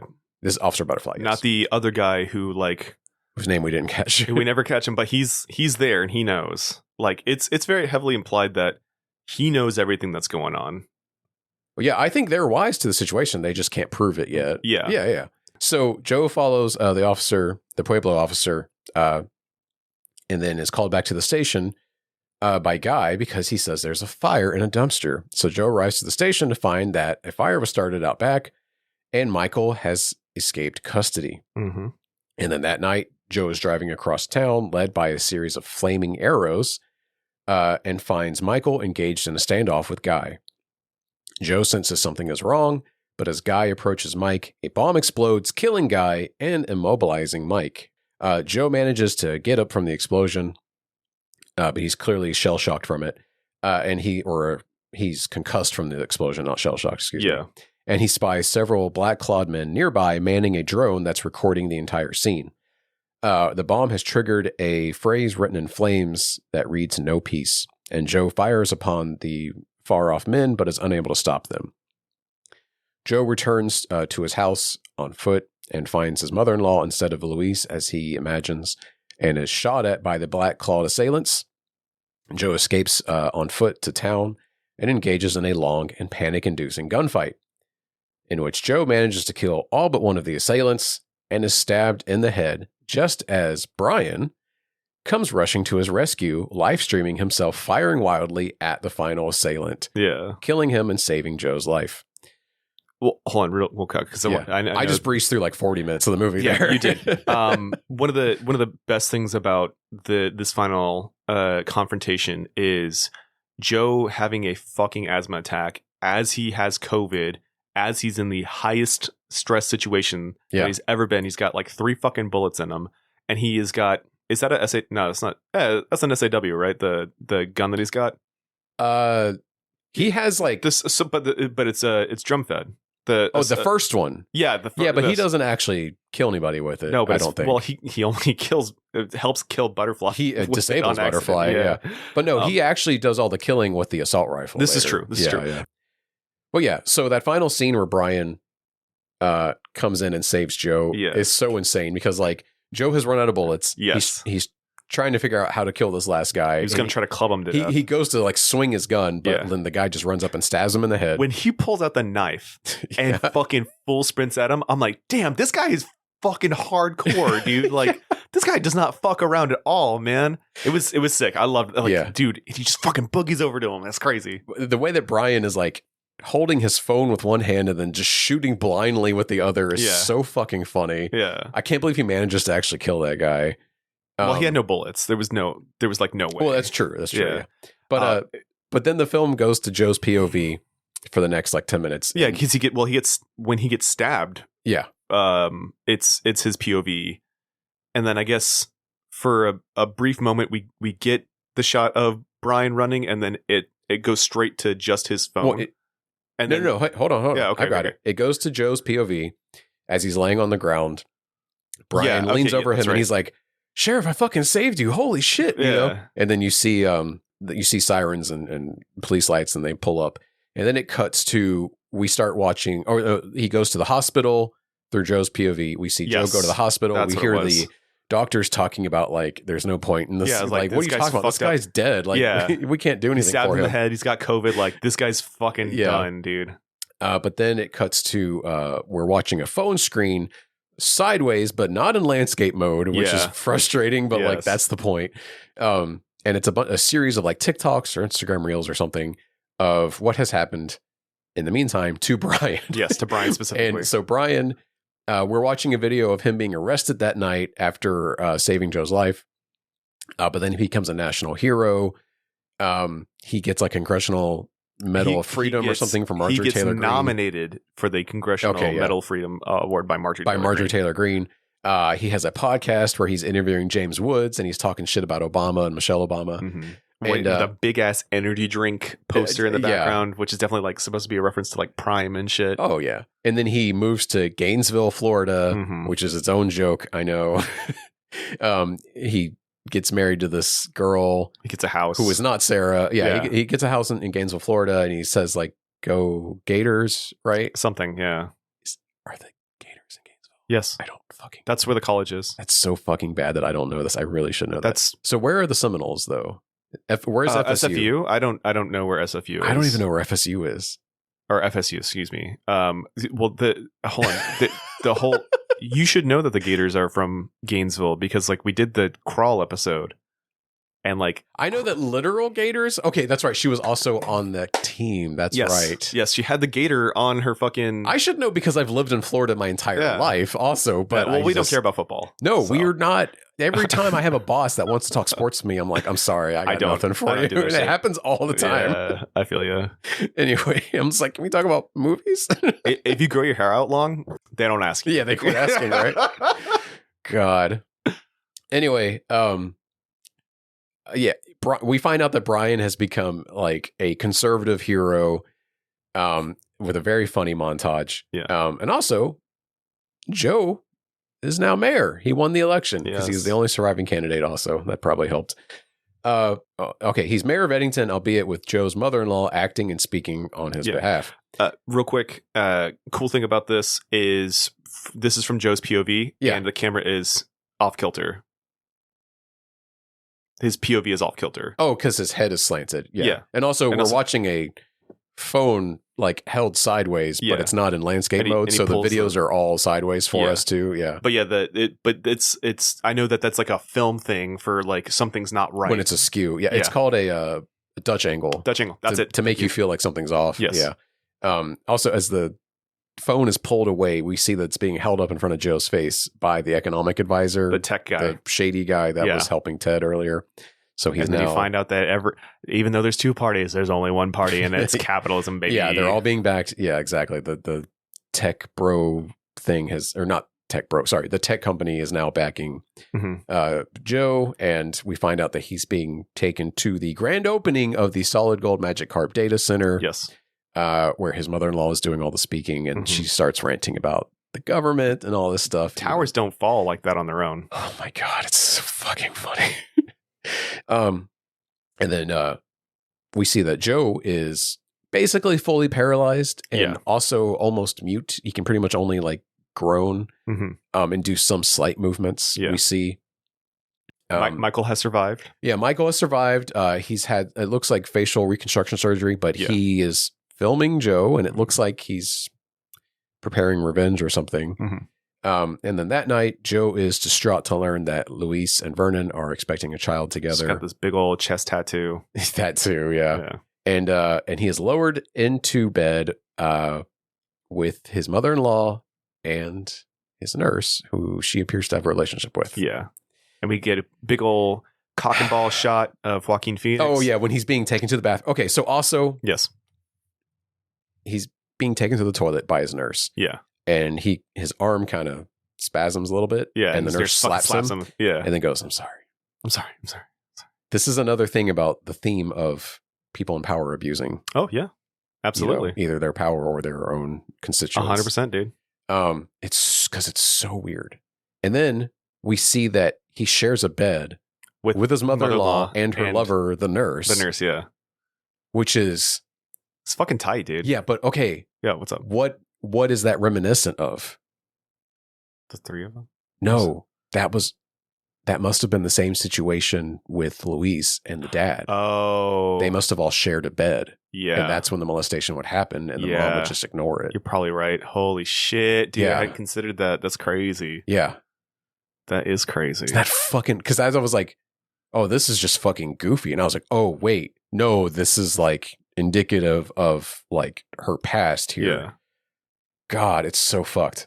Yeah, she's now with another man who's abusing their invalid. Yep. That's crazy, man. Yeah.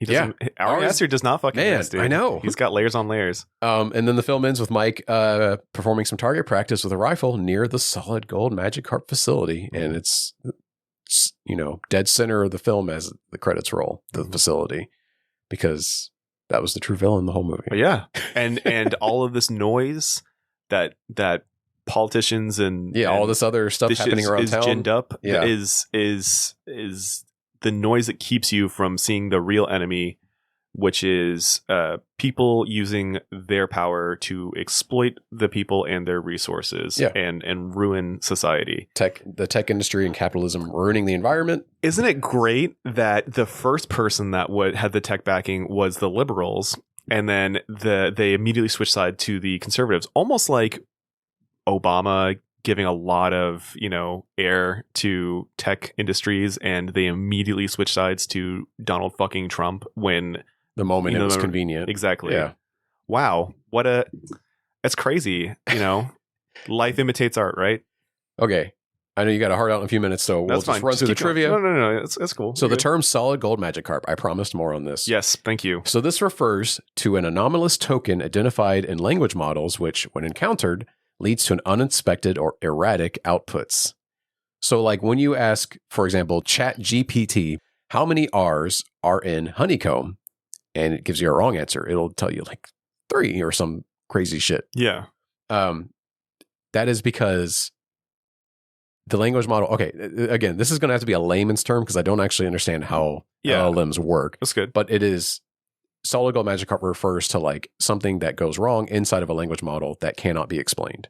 Like it is just too complicated. Gotcha. And I don't know who coined the word, but it is a common term among people who work on language models. Like, oh, it's just like, oh, that's a SolidGoldMagikarp. Like it's just a problem in the system that we're going to have to like debug and figure out because it's so complicated. Okay. Yeah. How crazy is that? That is crazy. I literally thought it was just like a mishmash of like words that like I genuinely thought Bitcoin guys would use or something. I genuinely thought it was a Pokemon reference. Yeah, that too. Because exactly. like a shiny Magikarp is gold. Exactly. And it is That's rare. what I thought it was too. And it's like, oh, that's like what tech guys would say. That's what like a stupid like Dogecoin kind of name, would be. And it's like, no, this is an actual term for like when LLMs mess up. So building on that, and I'm borrowing this from Chris over at Film Colossus. The Film Colossus guy, yeah. Yeah. So he believes that this is analogous in the film to how the COVID pandemic itself was an anomaly that resulted in erratic behavior by society at large. That's a very good, yeah. I can see that. Now, later in the film, during the shootout in town, let's say. Yeah. It is like a 20-minute scene. Oh, it's I great. breezed over it in 2 sentences. Yeah. Well, because it's a lot of for brevity, and also I'm not going to describe every like shootout scene. Yeah. But there's a scene where he falls through the roof of a museum and lands on an exhibit. Oh yeah, he lands on Geronimo. Yeah. Yeah. He lands on Geronimo, which is also a term that you shout when you're falling from a high place. Yes, that's true. I mentioned this earlier, but in the hallway of the Cross home, there is a doll that Luis made that has a combat knife through the middle of its forehead. Yeah. There is a montage of Brian's life near the end of the film when he's watching the phone and seeing how he became like a conservative hero. Yeah, darling. There is a scene where he is seen meeting several key people of the modern conservative right, including James Woods. Yes. Who did not shoot that scene for this movie. I believe it is taken from something else. It's got to be, yeah. Because there's no way Ari called him up. No, I was trying to find more about it, and an interviewer asked him, like, does James Woods knows he's in this movie? And Ari goes, no. But he does not elaborate, so I'm sure it's just taken from something else. Yeah, because he's a pariah now. Oh, yeah. He's a James fucking Woods kook. fucking sucks. Yeah, he's like, awful. Full stop. It's a shame that like I love Hercules and he I know. brings He's a the good heat for actor. Hades. Yeah, but Legitimately he sucks. good actor. Evil human being. Yeah. Has said some really nasty shit. Yeah, Was banned from Twitter before Elon bought it too because he said some evil shit. Crazy. Yeah. And also Marjorie Taylor Greene, who we mentioned. Yeah. Who like it must be doctored because I think it's like a selfie of him and her. It's absolutely doctored. It's the Kyle, like she took a picture with Kyle Rittenhouse. It's the Kyle Rittenhouse like, reference. Yeah. Yeah. Absolutely. Okay, Will. What's up? How many stars would you give this film? This is a 5 out of 5, dude. Yeah. I'm not even kidding you, man. I leaned over to my wife and said, this is his best movie by far. And I have to pull it back. But I love this movie. It's clearly better than Beau's Afraid. Even though Beau's Afraid is fantastic, but one of them has to be bad. And it is what it is. Right. I like this more than Midsommar. Yeah. Like if Hereditary wasn't a perfect film, I think it has a lot more to say than Midsommar. Oh yeah, 100%. Yeah. If Hereditary was not a perfect film, this would be my number one, 100%. Because we breezed through it. I mean, I know we've talked for almost 2 hours about this movie, but there is so much here. Much like how everything in Beau is Afraid has a fucking meaning and is there intentionally. Everything that is said and covered and shown on screen has intentionality put into it for it to be there, to the point where I was like, I'm pretty sure like a good portion of the script is just Facebook posts, because the whole movie staring at a screen. Like we spent so much time in our house arguing with each other on fucking Facebook. Yeah. You know, during COVID, and talking past each other and not showing each other our hearts, you know, and but like there's so much more than that. Like there's so many details. How you said that Ted had the M95 mask, you know, before anybody else. He also has all that fucking toilet paper in his fucking house. Well, that's right. Yeah. There's so much. I clocked it and I was like, oh yeah, because like that's what people did. But that was what hoarders were doing, and they were asked not to save it for everybody else. But he's above that. And I knew people of considerable means that did have like tons and tons of toilet paper. Yeah. When I was like, damn motherfucker, they told people not to hoard it like that. You're like, everything has a meaning, and I love that. Yeah. There's so much in this movie for me to chew on. Yeah. That like, God, I could watch it over and over and over again. And then like I said, man, when I show this to my kid, when he asks me, Dad, what was it like in 2020? You know, he was born in 2021. He didn't have to, thankfully, deal with all the shit that we did. Yeah. So when he asks me, Dad, what was it like during COVID? I'm going to sit him down. I'm going to show him this movie. I'm going to tell him, hey, look, buddy, it's violent. People are saying a lot of stuff. I'm sure he's going to be like 14, so he's already going to be saying fuck and all that other stuff anyways. And I'm going to, make him watch this movie and tell him everything that is being shown on the screen and the real world application to it. Yeah. To the point of being like, as my entire life, the sheriff of this, city, county, whatever. Yes, county. He said this. Yeah. This right here is a direct reference to the man that has been sheriff my entire life. Yeah.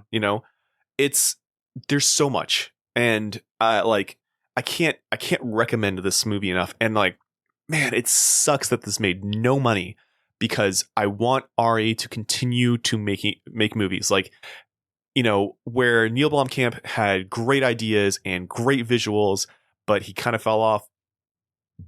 Like, Ari is the man. He's the master. And I hope he keeps getting work. I hope he continues to be a storyteller, because he gets it, man. He is so good. Yeah. So fucking good.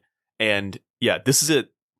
I have my quibbles with this film is them editing out fuck and putting dumb in there.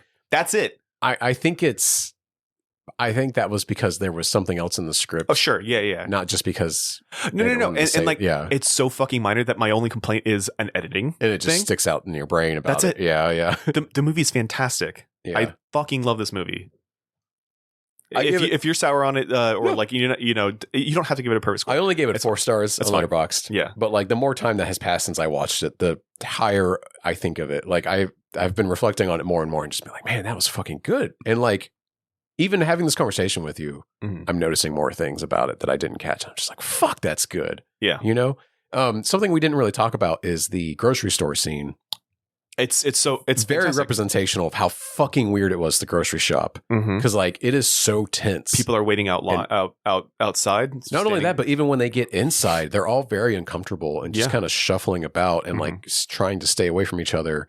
And like they just don't know how to be. Yeah, because it's so fraught. You know, that's exactly like I hated grocery shopping. It was so bad, but you had to do it. What else were you going to do? Like getting groceries delivered was crazy expensive. So I only did it like twice that whole time, and it sucked and it was too expensive. So I was like, well, I'll just go and I'll mask up. I'll wear gloves. I'll be careful. And then of course, nobody here did that for very long. So I got so many weird looks when I would go to Publix with my mask on. You know, I did have a guy yell at me to take it off one time. Wow. And I just ignored him because luckily he was leaving as I was coming in. So I did not have to confront him. Yeah. But I just ignored him. And I was like, luckily that's the only time anybody fucking said anything to me. But you do get so many weird looks too. I'll say this. I never once got a break from work. I went in every single day and my wife was pregnant at the time. Yeah. And I was so afraid to bring it home. I changed my clothes every single day. As soon as I got into the entryway, I showered in a completely different shower. I was the one that got groceries, like, because I was already exposed to it. Like, what the fuck else was going to happen, you know? And that whole situation sucked, but nothing changed for me. Did you ever watch that YouTube video of like how to decontaminate your groceries when you get home? Nope.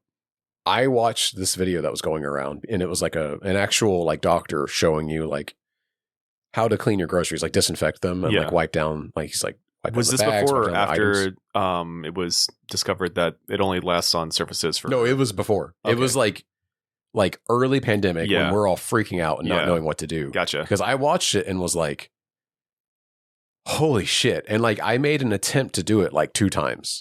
And I was just like, this isn't feasible, number one. Number two, we don't like I can't afford this much like wipes and spray and stuff. Like we're going to be out. And also like it's hard to find in the first place. You know, like they're constantly out of stock. Yeah. It was so weird going to the grocery store and like entire aisles would just be empty. Completely empty. Because they didn't have paper towels, bleach, disinfecting spray, wipes, like all toilet paper, like all this stuff was just gone. And like there were so many weird supply issues. And then you're panicked because it's like, well, does this mean we're just going to get COVID? You know? And I remember reading the comments on the video and people were like, I guess we're all just going to fucking die because there ain't no way we can do this every time we go grocery shopping. Like, this is insane. Yeah. And I remember for a while, instead of doing all of that, I would just bring the groceries home and I would leave them in the garage and then just bring in the cold stuff, put it in a separate bag and put that in the fridge. Yeah. And then like try to wipe it down as best I could later, but then let everything else sit in the garage for a day. And I'll be like, okay, so if there's anything on the surfaces, hopefully it'll just be gone, die in a day in here. Yeah. It was such a weird experience. Awful time. It sucked. It was awful. It's insane. And it cooked all of our brains. Oh, 100%. And we're all damaged because of it. And like the craziest thing, like one thing that really sucked about working in the office at this point in time was that like I was trying to be so fucking cautious and not be around anybody. Yeah. Not touch anybody, any of that shit. And I would have, you know, I worked with drivers who had to go and get paperwork signed, you know, and be around people all across Florida who don't give a fuck about this, you know, did not take the shit seriously. And I shared an office with the head of sales at this place, and he was I constantly saw him fucking breathing on other people, shaking their fucking hands. And Jared, he got COVID. Yeah. He didn't take that shit seriously at all. You know, he was, I'm sure you can tell what political party he was a part of. Yeah. And he didn't see it as any kind of fucking threat or anything like that. And then he fucking got it. And I got to work from home for 2 days. And then I had to come back. And 2 days. Jeez. Yeah, because did he get sent home? Yeah. Okay. But for like longer than that? He was out for as long as he was sick with COVID. Okay. You know, but still, like I tried so hard to be safe. Yeah.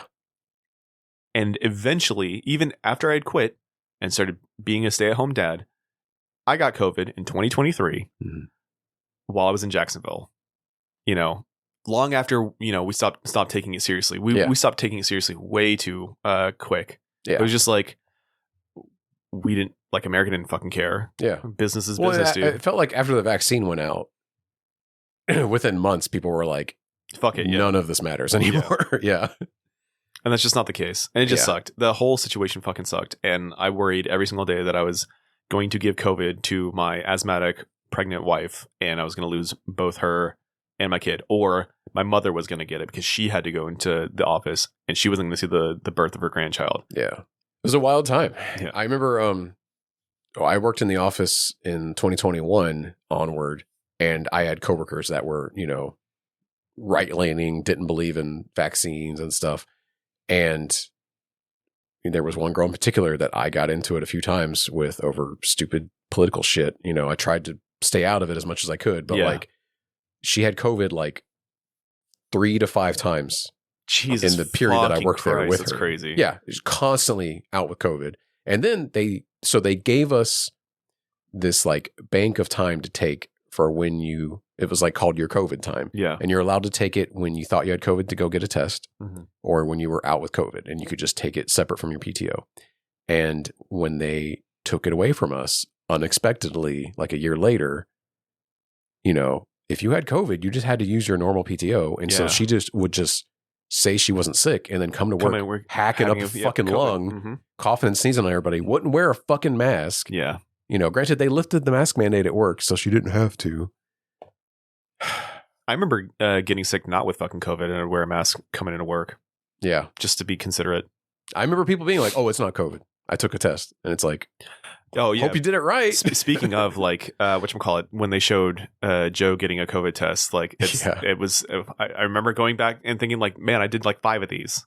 Courtney got that exact test that he gets at a hospital. 5 times I did. I remember because every time I got into contact. I only ever did the at-home ones. I'm lucky. Oh, no. Yeah, it was right around the corner. At the health department? Yeah. They had a whole fucking tent set up. I did one there too. Yeah. Oh, I forgot about that one. I did it like 5 fucking times. I did it. It was self-administered for me. So I watched Courtney have a nurse like shove one way up her nose like it does in the movie. Yeah. And I remember being like, I am so glad I'm not having this scare right now. No, I did it so many times because I only ever did self-administered. Yeah. I wanted to make sure that I didn't bring it home. Man, this shit sucked, dude. It was. Yeah. I guess it's just like now I'm processing it. No, I know. And it's, we moved past it and tried to forget about it because it was so fucking wild. And like, we're going to have to talk to our kids about this one day. I'm listener, I'm sorry if like you're reliving a lot of trauma, but like we're processing it through this. So maybe you can too. Yeah. Yeah. But that's what I think this movie touches on, a lot of subjects that I think people are still very raw to, and I think it's why it's had such a divisive reaction among telling people. You, dude, a decade from now, this is going to be like, I think it's going to age like fine wine. Yeah, I hope he keeps getting work. I'm really concerned that he doesn't. He's not gonna, because Beau is Afraid in this like made no money, and I know A24 like doesn't really give a shit. They're he's got a lot of goodwill with him and whatnot. Yeah, but they've had 2 war propaganda movies come out recently. Like they had one that come out last year. This Civil War and the other one. He shot back to back basically. Yeah. And just like, it's a little concerning. Yeah. Cause like a lot of companies and media things are pivoting to right-wing ideals because that's the pervasive thing in this country. And it's like really fucky, man. Like having Charlie Kirk on CNBC's marketing segment and Gutfeld on Fallon the other night. Yeah, fucking it's crazy because like these are charlatans. Yeah. People that we didn't used to take seriously. Yeah. And now have more prominence than ever. Yeah. Would you put this in the boutique if we had one? Absolutely. Yeah, of course. It's do we even have to ask this question? I know, 1000%. Beau is Afraid doesn't even have like, it has a very standard Blu-ray release, but not like a cool boutique release, unfortunately, which really sucks. It does, because that is like the movie. You could do all sorts of like cool inserts, like company pamphlets on the mom's company. There's so much, and I'm sure it will get one in time. Oh, yeah. It's only like 2 years old. Yeah. We covered it on this podcast. I think it will be a cult classic. It's one of those movies that like people didn't it's so good. appreciate it in its It was time. the first Ari Aster movie I showed Jeremy. And he was like, dude, I like this. And I was like, oh, okay. Well, it's all no, up sorry. here. They saw Midsummer first. Oh, Midsummer first. okay. And then that. And then we watched Hereditary. And now that we have this, I've already been like, hey, Jeremy, you got to come over. We're going to watch this. This is the fucking movie. It's so good. Yeah. Well, on that note, folks, that's been our show. Thank you for listening to Debaser. If you enjoyed this episode, please subscribe to us on your podcast app and follow us on social media by searching for @DebaserPod. Our wonderful co-host is Will. Will, where can people find you? And do you have anything to plug? You can find me on Will Switch Engage. I can't remember all the hyphens and shit on Blue Sky. Will Switch -engage. There you go, that Blue one. Sky. Yes, and then Pocket_Infinity. Nothing really to plug. I did finish that work project. If you follow me on either of the things, I took pictures. I'm not very good at taking pictures with my shit. Like it is what it is. But trust me, the stuff looked great. And I've got another paint project actually getting shipped in soon, so there'll be more pictures of Space Marines and bugs on my Instagram. Hell yeah, man. Well, for my co-host Will, I'm Jared. Take care and goodbye.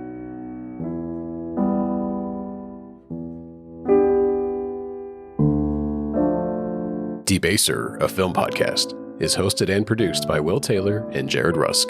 The show is mixed and edited by Jared Rusk. The theme song is also by Jared Rusk. The cover art is by Dog Bites Back on Instagram. Special thanks to Haley and Courtney for their love and understanding. Check out debaserpod.com for links to all of our episodes and to find us on social media like Blue Sky, Instagram, and YouTube.